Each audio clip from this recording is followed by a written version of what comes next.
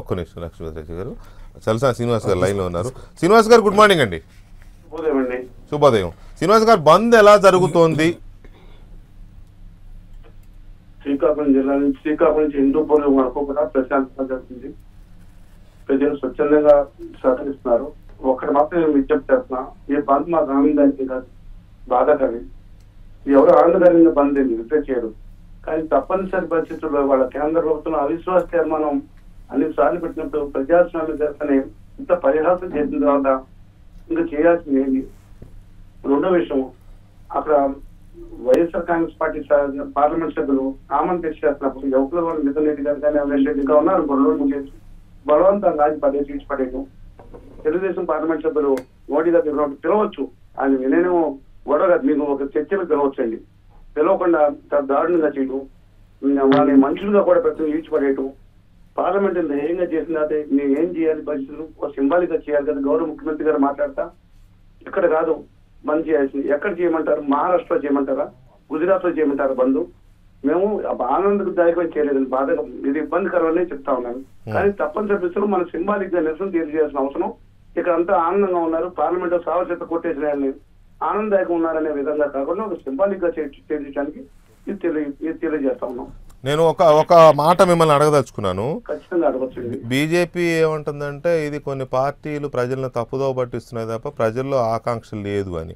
నేను ఒకటే, ఇవాళ మీరు చేస్తున్న డిమాండ్ కేవలం ఒక 4-5 పార్టీల జెండాలు లేకపోతే మీలాంటి వాళ్ళ అరుపులు కేకలేనా, లేకపోతే ప్రజల నుంచి కూడా కనపడుతుందా?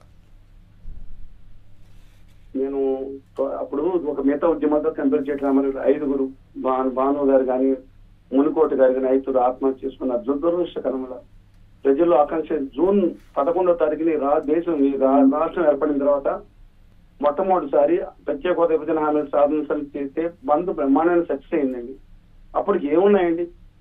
మాకు ఒక విద్యార్థులు లేకపోతే ప్రొఫెసర్లు ఆచార్యులు మేము తప్ప ఎవరైనా ప్రజలు 5వసారి బంద్ జరగటం ఈ రాష్ట్రం వచ్చిన తర్వాత ప్రజల ఆకాంక్ష ఉందా లేదా అనేది ఒకసారి తెలుసుకోమనండి.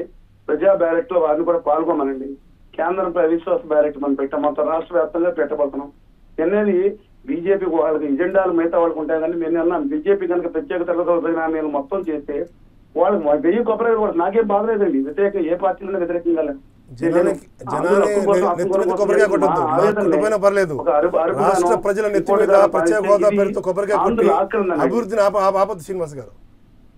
ఏదండి బీజేపీ వారు అంటున్నారు మీరు వచ్చే కొబ్బరికాయలు జనం నెత్తి మీద కొట్టకండి, వాళ్ళ తలలు పగలు కొట్టకండి అంటున్నారు. లేదు, నేను బీజేపీ వారి మీద కొడతానన్నాను. ఎందుకంటే వాళ్ళు చిన్నపిల్లలు నేను ఏంటంటే వాళ్ళు చేసిన నేను కాంగ్రెస్ పార్టీ గురించి మాట్లాడారు, నేను విభేదించానండి. ఆ రోజు దుర్మార్గం కాంగ్రెస్ పార్టీకి ఒక్కదానికి ఎందుకు పెడతారు? లోక్సభలో వీళ్ళు ఏం చేశారు? లోక్సభలో తలుపులు ఎక్కడికి పారిపోయారు? రాష్ట్ర విభజన శ్రీనివాస్ గారు రాష్ట్ర విభజన ముందు రాష్ట్రానికి కావాల్సిన హక్కుల విషయంలో, రాష్ట్రానికి కావాల్సిన అభివృద్ధి విషయంలో మేధావులు ఎక్కడ పారిపోయారు? ఏ పార్టీ మీరు? రాష్ట్రం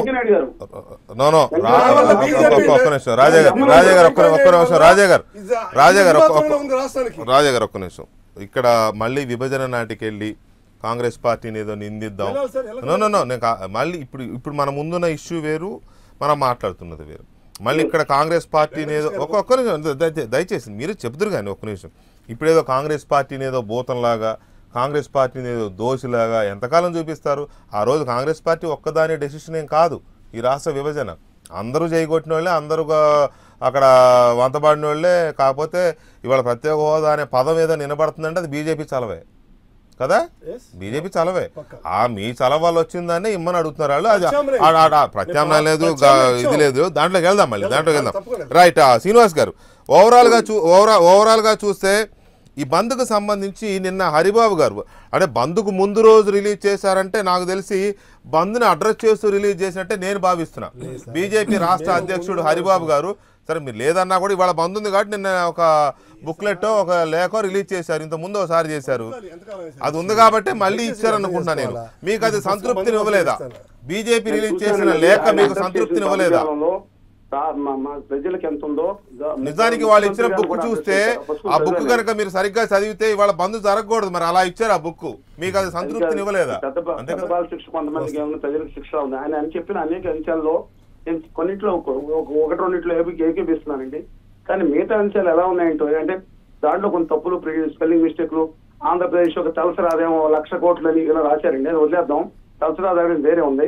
దాన్ని నేను పాయింట్ అవుట్ చేయండి. బేసిక్ గా వారు ఏం చెప్పారంటే 80% మేము ఇచ్చేసాము, అది లేని దాదాపు 25 విభజన చట్టంలో లేని కూడా పెట్టా ఉన్నారు. ఏమంటే ప్రతి చోట ప్రతి రాష్ట్రానికి ఇస్తా ఉంటారు. దానికి కంపేర్ చేయకుండా ఆంధ్రప్రదేశ్ నేను నిజంగా విభజన చట్టంలో పెట్టి కానీ నేను పోరాటం చేసే ప్రత్యేక హోదా, ఇప్పుడు మీడియాలో కొంతమంది మిమ్మల్ని అంటలేదు ప్రత్యేక హోదా కోసం కాదు మేము పోరాటం, ఒక్కదాని కోసం కాదు మేము పోరాటం చేసేది విభజన హామీలు అన్నిటి కోసం. దాంట్లో ముఖ్యమైన రాయితీల్లో కూడా ప్రత్యేకత అవుతుంది. మేము క్లారిటీతో ఉన్నాం. మేము ఇవాళ నేను ఏంటంటే క్యాచీగా అప్పుడు సీమాంధ్ర అనే పదం పట్టుకున్నట్టు హోదా ముఖ్యమైనది, కానీ విభజన హామీలన్నీ అమలు కావాలి. మా బాధ ఏంటంటే ఇవాళ దాంట్లో రాశారు 4,700 కోట్లు చెన్నై అండ్ దీని కారిడార్ కోసం 4,700 కోట్లు 2,500 కోట్లు లోన్ అని. 2,500 కోట్లు రాష్ట్ర ప్రభుత్వం వేరే బ్యాంక్ ఏషియన్ డెవలప్మెంట్ బ్యాంక్ అని జేకే అని 4 ఏళ్ల నుంచి వస్తా ఉంటే 90% చేయకుండా 200 కోట్లు శ్రీనివాస్ గారు 90% కేంద్రం బాధ్యత 90%. దయచేసి మీరు మేధావులు కృషి ఆంధ్రప్రదేశ్ లో ప్రజల్ని మోసం చేయటము, మభ్య పెడతాము, రాజకీయ పార్టీల కౌగిట్లో మీరు ఉండటము తప్పు. ఇది రాష్ట్ర అభివృద్ధికి మంచిది కాదు. నేను ఫోన్ లైన్ ఉన్నానండి, బంధువులు ఉన్నాము. నేను మిమ్మల్ని మీ అభిప్రాయాన్ని గౌరవిస్తాం, మిమ్మల్ని కూడా గౌరవిస్తున్నాం. కానీ మీరు పొరపాటు పడ్డారు శ్రీనివాసరావు గారు. వారి అభిప్రాయాలను గౌరవించకండి. వారు మీ మీద కామెంట్ చేశారు, మేధావులు తప్పుదో పట్టించొద్దు, రాజకీయ పార్టీల కౌగిట్లో ఉండి మాట్లాడొద్దు అన్నారు. మీరు దాన్ని గౌరవిస్తే ఏ పార్టీ కౌగిట్లో ఉన్నారో నేను ఎక్కడో తీసుకోవాలి. మీరు ఏ పార్టీ కౌగిట్లో ఉన్నారు అది చెప్పండి. నేను కాదు, మా దాంట్లో వాళ్ళు ఉన్నారు కదా, ప్రత్యేక విభజన హామీలు సాధించిందని అన్ని పార్టీలకు సహకరించాయి. తెలుగుదేశం వాళ్ళకి ఎట్లా సహకరించింది? నా ఉద్దేశం ఏంటంటే వీళ్ళ పార్టీ కూడా సహకరించింది. మేము చేసిన పాదయాత్ర బస్సు యాత్రలో భారతీయ జనతా పార్టీ నాయకులు పాల్గొన్నారు. ప్రత్యేక రాష్ట్రం కోసం మీరు మాతో పాటు సైకిల్ యాత్ర చేశారు. మేము చేసిన బస్సు యాత్రలో ప్రత్యేక రాష్ట్ర సాధన కోసం చలసాని శ్రీనివాస్ గారు ప్రత్యేక రాష్ట్ర సాధన కోసం మీరు కృష్ణా జిల్లా పామర్ నుంచి విజయవాడ దాకా బీజేపీ నిర్వహించినటువంటి ఆ రోజున సైకిల్ యాత్రలో మీరు కూడా పాల్గొన్నారు. ఈ రాష్ట్రం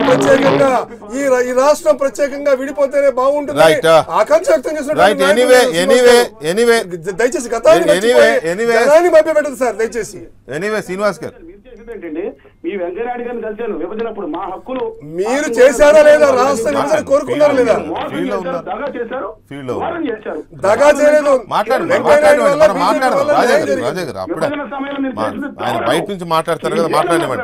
రైట్ శ్రీనివాస్ గారు. ఎనీవే ఏంగా ప్రవర్తించింది రాష్ట్రంలో ఉన్నటువంటి వైసీపీ కానీ కాంగ్రెస్ కానీ కమ్యూనిస్టులు కానీ తెలుగుదేశం పార్టీ కానీ ఏమి అడగకుండా 2 కాళ్ళ సిద్ధాంతం 4 కాళ్ళ రాష్ట్రాన్ని పార్టీలు బంద్ చేసే పార్టీలు బీజేపీ కాదు. రైట్ ఒక్క నిమిషం శ్రీనివాస్ గారు. ఎనీవే బంద్ విజయవంతంగా జరుగుతోంది, మీకు అభినందనలు. అందులో చెప్తాను వెంకటకృష్ణ గారు, ఒక విషయం మేము నేను మీ ద్వారా కూడా చూసే వారందరికీ ఒకటి మేము ఇది ఆనందకరంగా మేము చేయలేదండి, బాధాకరంగా. కానీ తప్పనిసరి పరిస్థితి పార్లమెంట్ లో ప్రజల ఆకాంక్షని ఇలా తొక్కి పెడతాను ఎలా సమర్థిస్తారండి? అవిశ్వాస తీర్మానం పెడితే ఇంత దారుణంగా ఇంత దూరంగా ఇంత ఘోరంగా చేసినప్పుడు మేము ఎక్కడ బంద్ చేయాలి? ఢిల్లీలో చేయాలా, గుజరాత్ లో చేయాలా? మేము ఒక ఆకాంక్ష మేము తెలియజేయాల్సిన దీన్ని కూడా తప్పు పెడితే బీజేపీ బంద్లు నిర్వహించినప్పుడు అప్పుడు కనపడలేదండి? బీజేపీ బంద్లు ఎప్పుడు చేయలేదా? తెలుగుదేశం పార్టీ ఎప్పుడు బంద్ చేయలేదా? శ్రీనివాస్ గారు మీతో తిలక్ గారు మాట్లాడతారంట, జర్నలిస్ట్ తిలక్ గారు ప్లీజ్. శ్రీనివాస్ గారు నమస్కారం అండి. నమస్కారం, శుభోదయం అండి. బంధుల వలన కేంద్ర ప్రభుత్వంలో కదలిక ఇప్పటి వరకు రాలేదు, వస్తుందని కూడా నేను అనుకోవట్లా. కానీ మీ ఆందోళన చేయడం తప్పని నేను అన్నాను. దీనికంటే తీవ్రమైన ఆందోళన ఏం చేయబోతున్నారు? ఒకటి ఒక్క నిమిషం సార్, ఇంతకంటే ఉధృతమైన తీవ్రమైన ఆందోళన చేస్తే తప్ప కేంద్రంలో కదలిక వస్తుందని నేను అనుకోవటం లేదు. ఒకటి. 2, వైఎస్ఆర్ కాంగ్రెస్ పార్టీ ఎంపీలు రాజీనామా చేస్తే మీరు హర్షం వ్యక్తం చేశారు, మద్దతు ప్రకటించారు. మీరు ఒకసారి నేను నామాన్ని దృష్టి పెట్టాను. రాజీనామాలకి నేను బేసిక్ గా వ్యతిరేకం అండి. మేకపాటి గారు, రాయపాటి గారు, పోస్పాటి గారు లేదా ఖమ్మం పాటి గారు రాజీనామా చేస్తే ఇప్పుడు త్యాగమూర్తులు అని చెప్పి మళ్ళీ ఆమాన్ దీక్షలు అయితే నేను పొరపాటు అవగాహన, చూసుకోండి నాది పొరపాటు అవగాహన. ఇప్పుడు అంతకంటే ఉధృతంగా మీరు అన్ని పార్టీలు కలిసి ఒక నిర్ణయం ఎందుకు తీసుకోరు? మీలో ఉన్నటువంటి భిన్నాభిప్రాయాలు లేకపోతే తేడాలు ఏమిటి, అదేమిటో ప్రజలకు తెలియాలి. ఇప్పుడు అఖిల పక్షం తిలక్ గారు అఖిల పక్షం మేము నిర్వహించినప్పుడు లాస్ట్ టైం 2 గంటల తెచ్చుకుంది. రాష్ట్రంలో బహుశా మొదటిసారి గత 20 సంవత్సరాల నుంచి కాంగ్రెస్ తెలుగుదేశం ఐక్యం అన్ని కలిపి రోడ్ల మీదకి వచ్చి 2 గంటల పాటు ఆ రోజు అన్ని పార్టీలు ఏకమైపోయానంటే ఎంత శ్రమ పడి ఉంటామండి, ఎంత బాధపడే వాళ్ళందరూ ధన్యవాదాలు తెలియజేస్తాను. నాదొకటని కాదు, నేను చేశాను కదా. బీజేపీ అఖిల పక్షం చెప్పండి సార్, అఖిల పక్షం అంటే అన్ని పక్షాలు అలవాటు అఖిల పక్షము అఖిల పక్షంగా లెక్కట్లేదు శ్రీనివాస్ గారు. అవగాహన లేదు శ్రీనివాస్ గారు ఒక మాట అండి, చెవులుండి వెళ్ళిన అభివృద్ధి లేదు. శ్రీనివాస్ గారు ఒక మాట అండి, మీ ఆందోళన అన్ని బాగున్నాయి.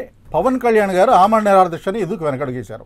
ఇప్పటి వరకు దాన్ని ఆచరణలోకి ఎందుకు తీసుకురావాలి? వెనుకడుగు వేశారని అనుకోనండి. ఎందుకంటే నాకు ఎందుకంటే మొన్న పార్లమెంట్ లో వీళ్ళు వైఎస్ఆర్ కాంగ్రెస్ పార్టీ ఆమరణ దీక్షలు చేశారు. సారీ, మన అక్కడ ఢిల్లీలో మేము వెళ్ళి మద్దతు ప్రకటించాం. అందువల్ల వారికి ఒక యాక్షన్ ప్లాన్ ఉంటుంది. ఖచ్చితంగా మేమేం కోరుకున్నామంటే వాళ్ళ భారతీయ జనతా పార్టీ సోదరులు వీళ్ళు ఒకరినొకరు తిట్టుకోవడం చూసి ఆనందపడుతుంటున్నారు. నా బాధ ఏంటంటే దయచేసి రాష్ట్రంలో అందరూ కలిసి మీరందరూ 100% యాక్సెప్ట్ చేస్తారు. తీవ్రమైన చర్య, ఎలాంటి చర్య తీయాలని మేము అందరూ ఆమోదంతో తీసుకోవాల్సిన చర్య అండి. మీకు తెలుసు కదా జర్నలిస్ట్ అసోసియేషన్ లోనే ఎలా ఉంటారో. నేను ఎంతటి ప్రయత్నం చేస్తున్నాను, అందరు గొప్పతనం పార్టీలు అందరికీ నేను ఒక ప్రతిపాదన చేశాను. ఢిల్లీలో మౌన దీక్ష ఒకరినొకరు తిట్టుకుని గౌరవనీయులు ముఖ్యమంత్రి గారికి గౌరవనీయులు ప్రతిపక్ష నాయకులు జగన్మోహన్ రెడ్డి గారితో కూడా వ్యక్తిగతంగా మాట్లాడాను.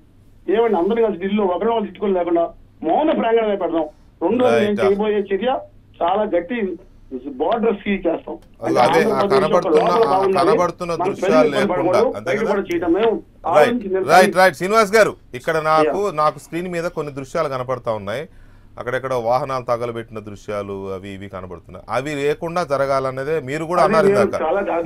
అదే నేను అదే అంటున్నానండి, నేను అదే అంటున్నా. అలాంటి ఇంకా ఎందుకంటే ఇప్పుడే తెల్లారింది, 8 అయింది టైం 8 అయింది. దాదాపు 3-4 ఇంటి వరకు బంద్ విజయవంతంగా జరుగుతుంది, ఖచ్చితంగా జరుగుతుంది, అందులో సందేహం లేదు. కానీ ఈ బైకులు తగలబెట్టేది కాస్త బస్సులకో దీనికి వెళ్తే మన ఆస్తులే మనం అది ప్రత్యేకమైన కాల్ ఇవ్వండి. మీరు చెప్పేది వినండి, దయచేసి వినండి, ఒక మాట వినండి, దయచేసి వినండి. మీరు ఇమ్మీడియట్ గా ఒక కాల్ ఇవ్వండి. మీ హోదా, మీ నాయకత్వంలో, అంటే మీ సమితి నాయకత్వంలో నేతృత్వంలో జరుగుతుంది కాబట్టి, పార్టీలన్నీ మీకు మద్దతు ప్రకటించి అందులో నడుస్తున్నాయి కాబట్టి దయచేసి ఒక పిలుపునివ్వండి. ఇలాంటి ఘటనలు జరగకుండా పిలుపునివ్వండి అవసరం కూడా. మీరు ఇందాకన్నా హిందూపురం నుంచి ఇచ్చాపురం దాకా జరుగుతుందని అన్ని ప్రాంతాలకు కాల్ పంపించండి ఇమీడియట్ గా. ఎక్కడా కూడా చిన్న మంట కనపడకుండా. మంట కాదండి, కనీసం ఇబ్బంది పడితే ఎవరైనా అత్యవసర వాళ్ళ బైకుల మీద ఎక్కించుకుని వెళ్ళండి, వాళ్ళకి సాయం చేయండి అని అన్ని పార్టీలు ఇప్పుడు కార్యకర్తలు మా దగ్గర. శ్రీనివాస్ గారు